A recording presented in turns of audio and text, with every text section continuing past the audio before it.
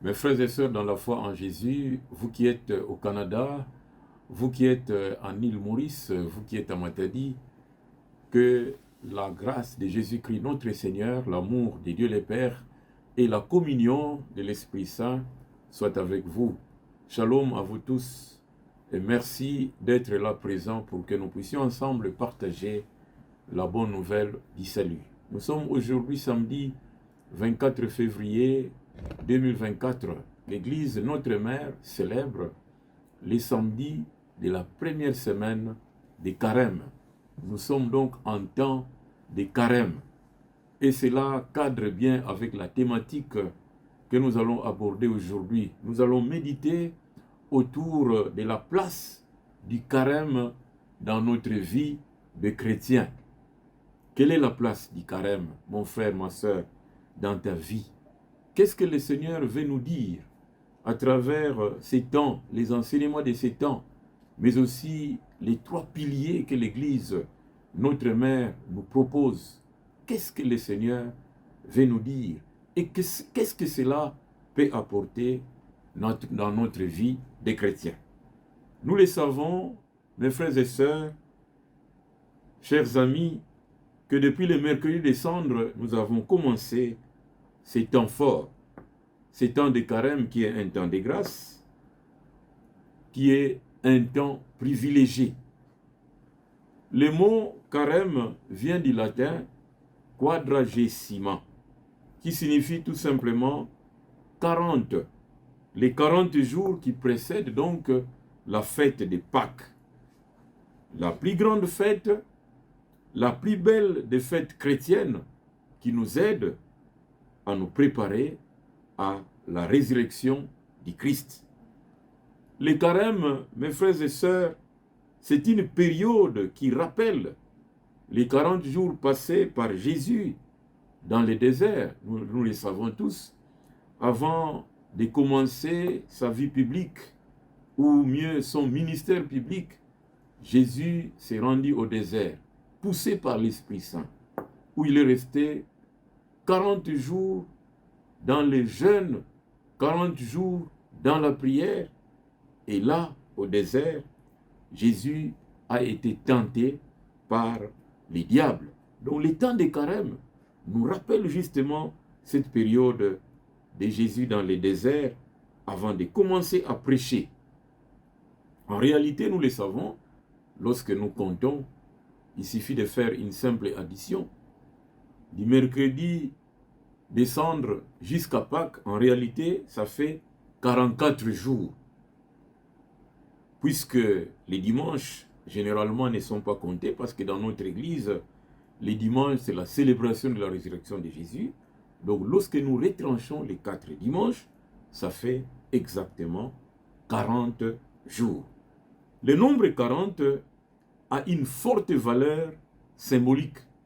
Déjà, dans l'Ancien Testament, ça nous rappelle les déluges universels qui dira 40 jours. Tout comme Moïse également, il resta 40 jours sur le mont Sinaï pour recueillir les 10 commandements. Il est resté 40 jours. Et pendant 40 jours, les Juifs vaguèrent pour le désert à la recherche de la terre promise. Ils ont marché pendant 40 ans dans le désert avant d'atteindre la terre promise. Ce ne sont que quelques exemples où le nombre 40 revient dans la Bible. Un chiffre, un numéro qui signifie plutôt l'attente, la recherche de Dieu et la préparation inévitable, souvent douloureuse, à l'accueillir avec conscience. Mais aussi, dans le Nouveau Testament, le nombre 40 revient souvent. Outre les 40 jours de pénitence de Jésus dans le désert, il y a la période entre sa résurrection et son ascension au ciel. Période qu'il dédia à instruire ses disciples et ses amis. Pendant ces temps, Jésus a préparé ses disciples à son départ. pendant ces temps, Jésus a même fait des promesses de la descente du Saint-Esprit. Pendant ces temps, Jésus a rassuré ses disciples que je serai avec vous tous les jours jusqu'à la fin des temps.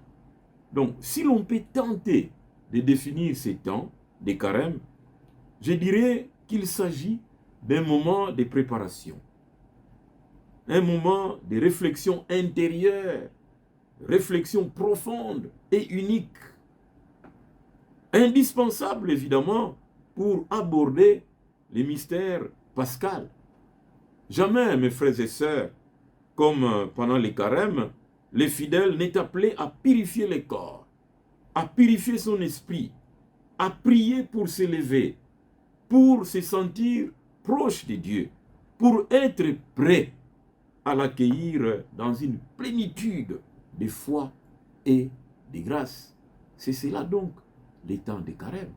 Un temps où nous nous préparons intérieurement, nous nous préparons dans la foi, nous nous préparons dans la prière à accueillir le Seigneur, mais aussi à les rencontrer à travers les mystères pascals. Il s'agit en fait d'un moment fondamental de l'année pour les chrétiens, puisqu'il s'agit d'un moment où on se prépare, comme je viens de le dire, à célébrer Pâques. Pâques, c'est la fête des fêtes. Nous le savons, si le Christ n'est pas ressuscité, vaine est notre foi.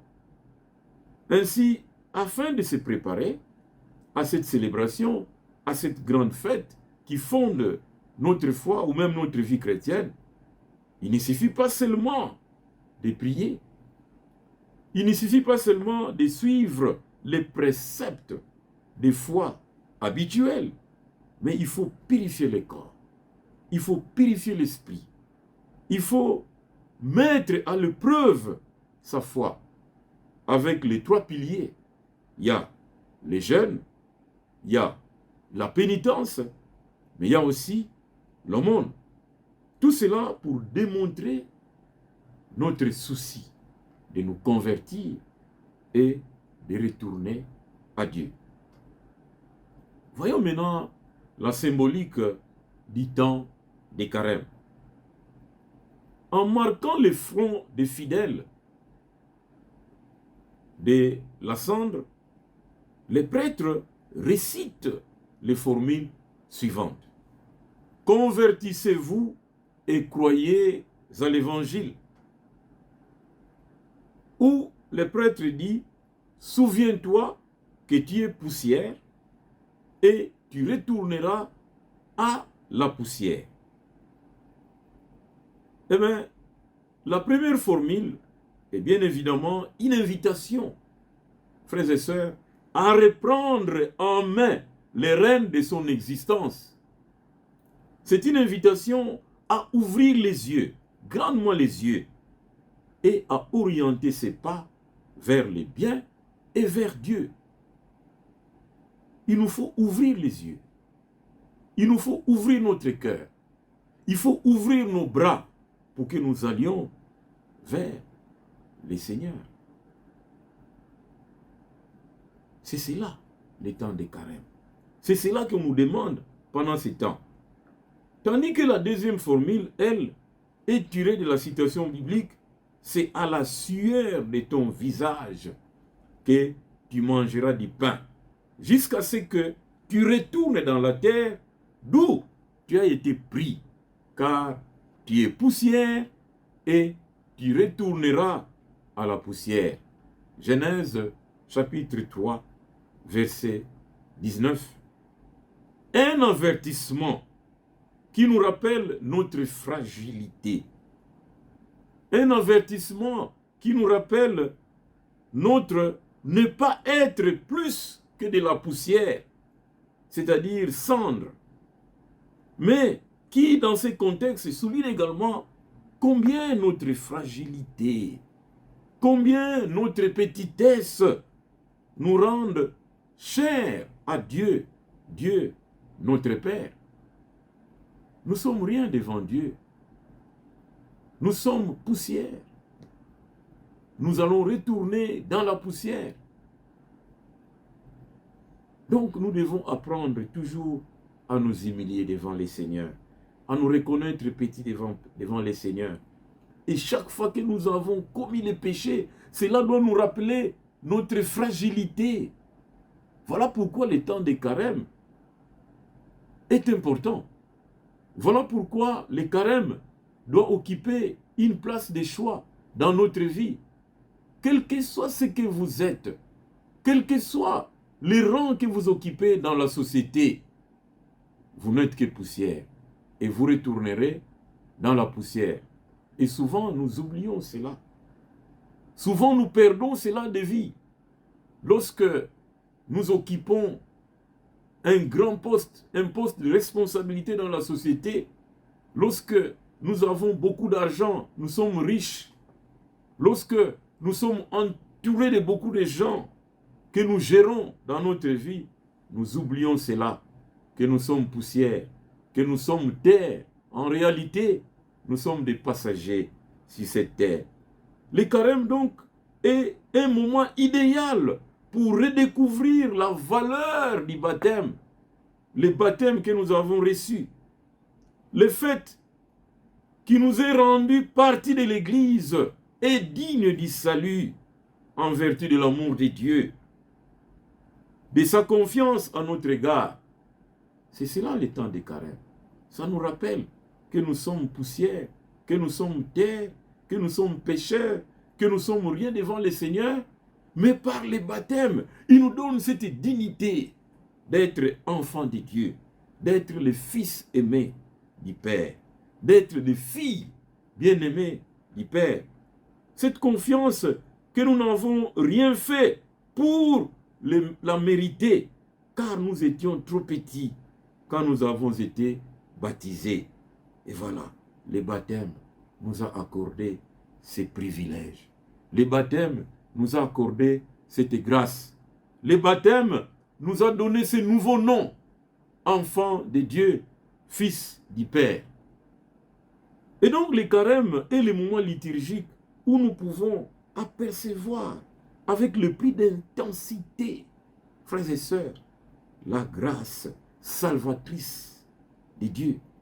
Car il nous permet d'expier nos péchés, de revenir à nous-mêmes pour regarder en face notre âme et l'améliorer où cela peut être possible.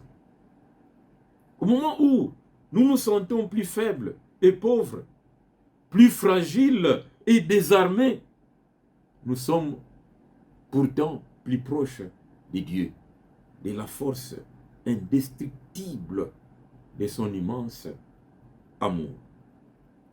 C'est cela le baptême. Le baptême nous a rapprochés du mystère de la mort et de la résurrection du Christ. Saint Paul le dit, nous avons été baptisés dans la mort du Christ et nous sommes ressuscités avec lui pour une vie nouvelle. Le carême est donc ce parcours que nous devons accomplir, frères et sœurs, chers amis, afin de démontrer que nous en sommes dignes, afin de démontrer que nous le sommes encore, fils de Dieu, parce que ce Dieu-là nous a libérés du péché, parce que ce Dieu-là nous a repris.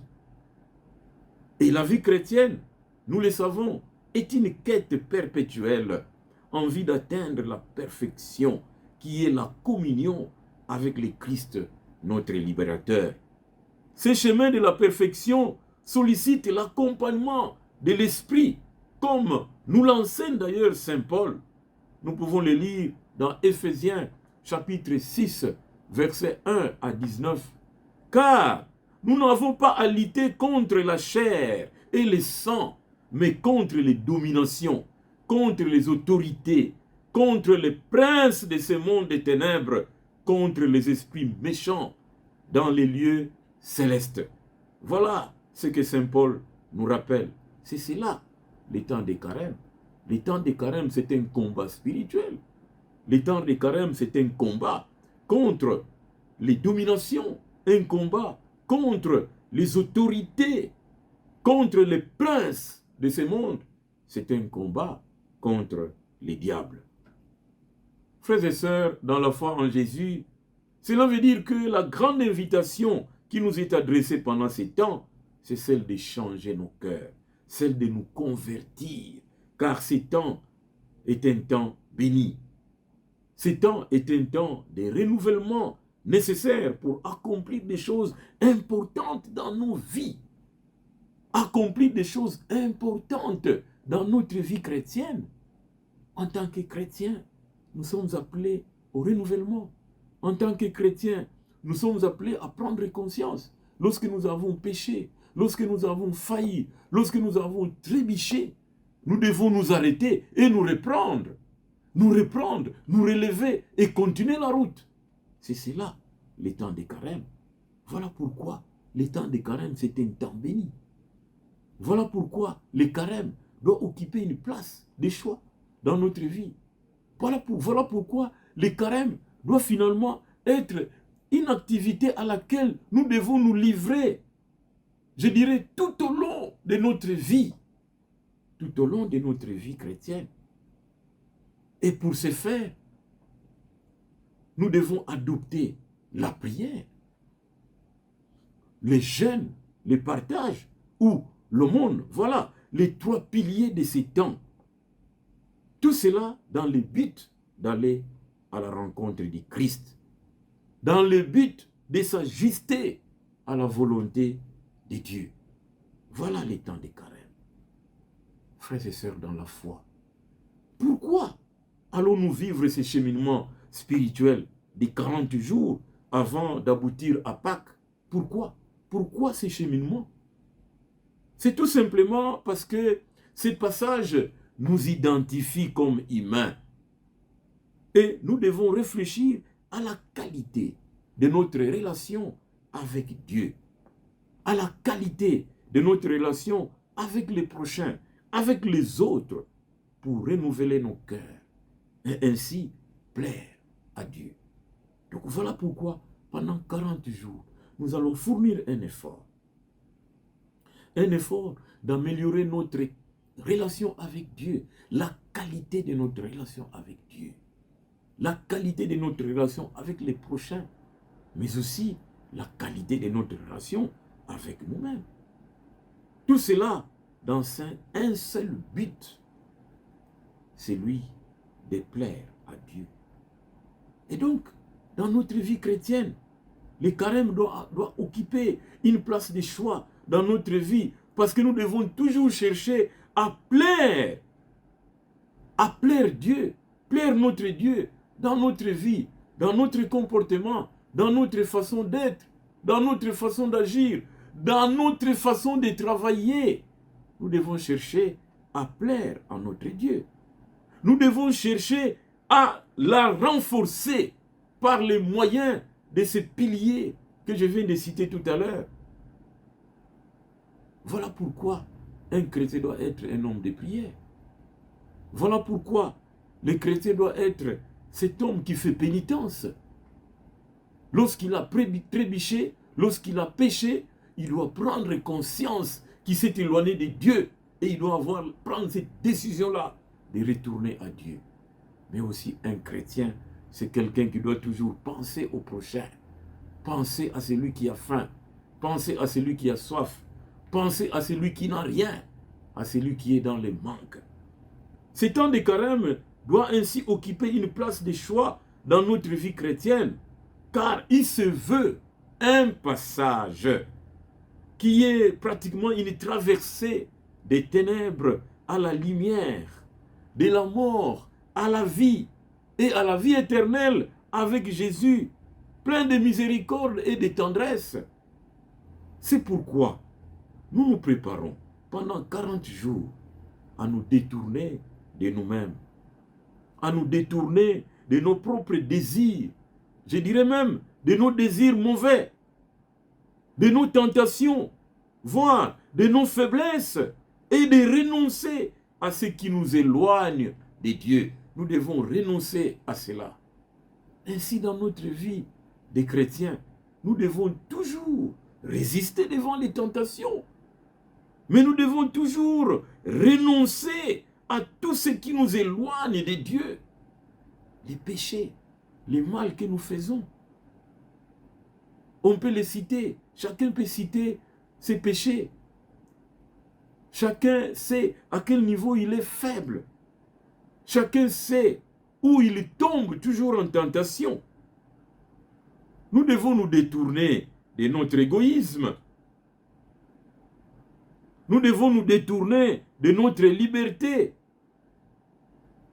Cette liberté qui veut ou qui nous amène à être ou à vivre loin de Dieu et à vouloir ce que nous voulons. Ce qui est en réalité le libertinage. Ce que nous voulons pour nous-mêmes.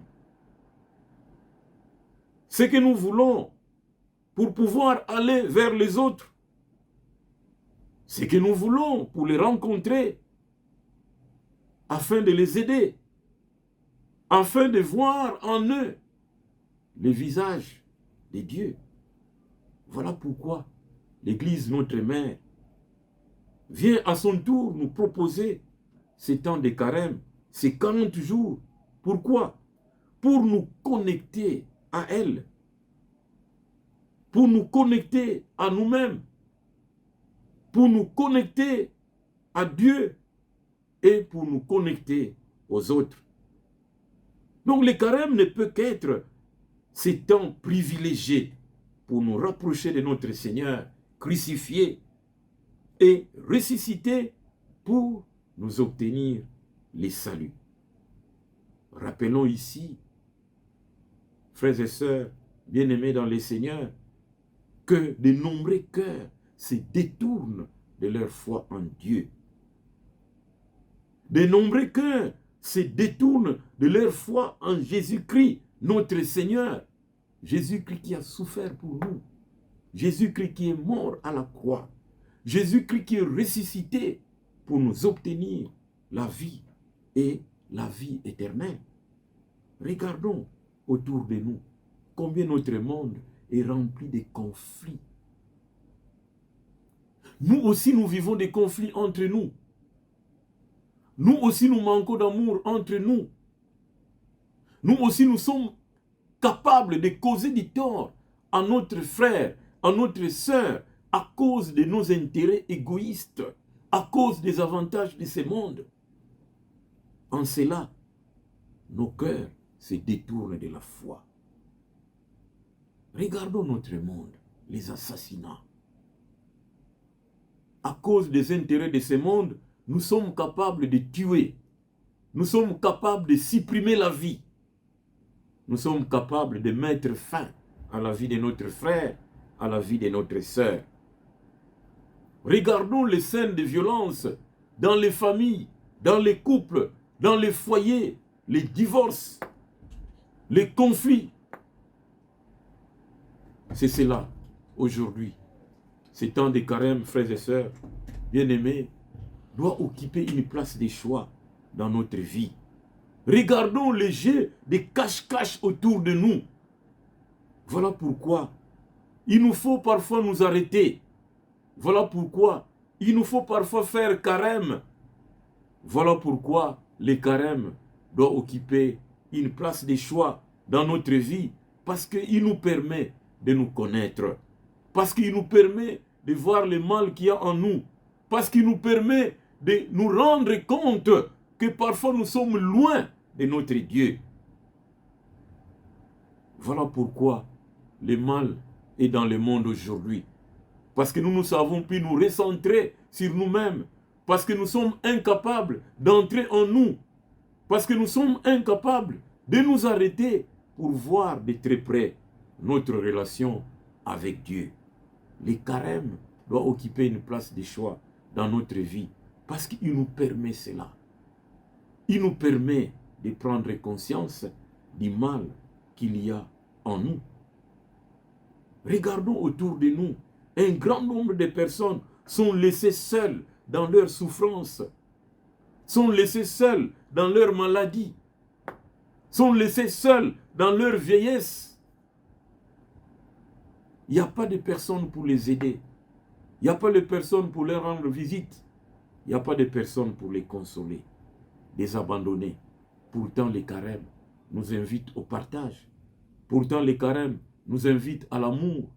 Pourtant, les carèmes nous invitent à faire attention à tous ceux qui souffrent. Voilà pourquoi il nous faut plutôt porter avec joie dans nos prières toutes les personnes qui souffrent à cause peut-être de la guerre. Regardons à l'est de la RDC, toutes ces personnes qui souffrent à cause de cette guerre injuste. Regardons dans les hôpitaux, il y en a qui sont abandonnés, il y en a qui souffrent, qui manquent de personnes pour les consoler. Nous devons les porter tous dans nos prières. Voilà pourquoi les carèmes doivent occuper une place de choix dans notre vie. Redoublons donc notre conscience, notre confiance en Dieu. Car Dieu ne nous laissera pas tomber. Car Dieu ne nous laissera pas seuls.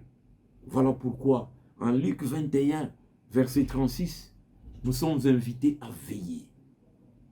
Veillez donc et priez en tout temps, afin que vous ayez la force d'échapper à toutes ces choses qui arriveront et de paraître debout devant le Seigneur, de paraître debout devant les fils de l'homme. Être chrétien, mes frères et mes sœurs, mes chers amis, c'est justement veiller. Nous devons donc veiller à ne pas nous écarter de l'essentiel. Et les carèmes nous rappellent l'essentiel de notre vie. Les carèmes nous rappellent que nous devons toujours prendre conscience de ce que nous sommes. Voilà pourquoi il faut veiller. Accordons plus d'attention à nous-mêmes. Accordons plus d'attention aux autres. Accordons plus d'attention à notre relation avec Dieu. Voilà pourquoi les temps des carèmes nous invitent à déchirer nos cœurs. Nous devons déchirer nos cœurs et retourner au Seigneur. Nous vivons tellement loin de Dieu à cause de nos péchés. Nous vivons tellement loin de Dieu à cause du manque d'amour.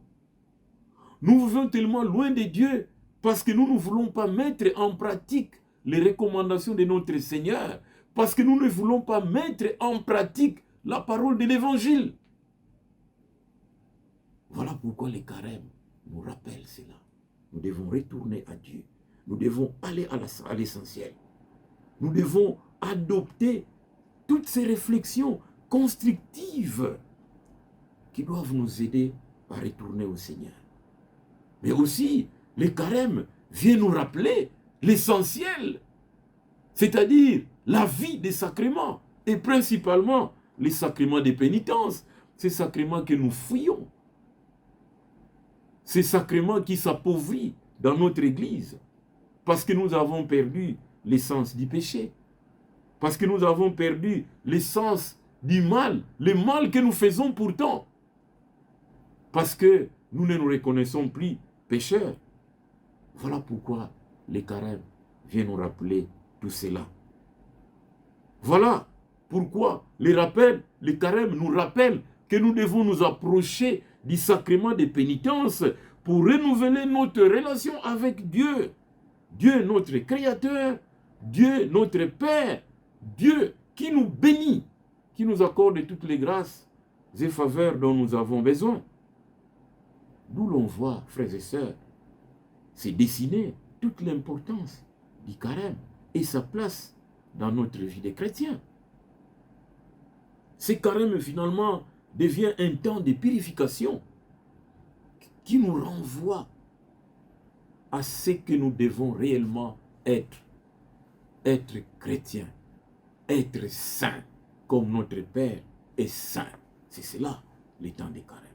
Voilà pourquoi, chaque année, l'Église nous offre la possibilité de nous trouver face à notre réalité humaine fondamentale, d'être de la poussière, d'être des passants sur terre, et que nous devons absolument comprendre et retenir dans notre vie, et comprendre que nous avons besoin de Dieu pour renaître de notre condition mortelle.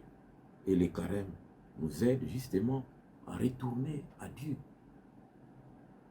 Les carèmes doivent occuper une place de choix dans notre vie, parce que l'imposition des cendres n'est qu'un rappel de notre nature humaine fragile, voire légère. Et donc les temps des carèmes nous invitent tous à prendre conscience de cette vérité qui nous définit, de cette vérité que nous avons tendance à oublier. Ces temps nous incitent, frères et sœurs, à travailler, plutôt à tourner notre cœur de tout ce qui est éphémère, tout ce qui passe, tout ce qui en réalité est inutile. Mais à cause de cela, nous oublions Dieu. À cause de cela, nous oublions la prière. À cause de cela, nous oublions les prochains. Tout ce qui est passager, tout ce qui nous éloigne de Dieu. Chacun de nous sait qu'est-ce qui occupe le maximum du temps de chaque jour que le Seigneur nous donne. Combien de temps nous offrons au Seigneur? Combien de temps nous sacrifions pour la méditation? Combien de temps nous nous décidons pour aider les prochains? Le temps des carèmes vient nous rappeler tout cela. Nous devons retourner au Seigneur. Donc, carême nous aide, frères et sœurs, à sortir de notre routine, de notre confort, et nous apprend à habiter notre cœur de miséricorde et de compassion envers nos frères, envers nos sœurs, surtout ceux qui sont dans les besoins. Il s'agit pour nous d'écouter leurs souffrances. Il s'agit pour nous de voir leur misère comme le Christ le faisait et d'agir en leur faveur. Les carèmes, à travers le monde, viennent nous rappeler cela. Est-ce que nous faisons carême? Est-ce que les carèmes occupent une place de choix dans ta vie?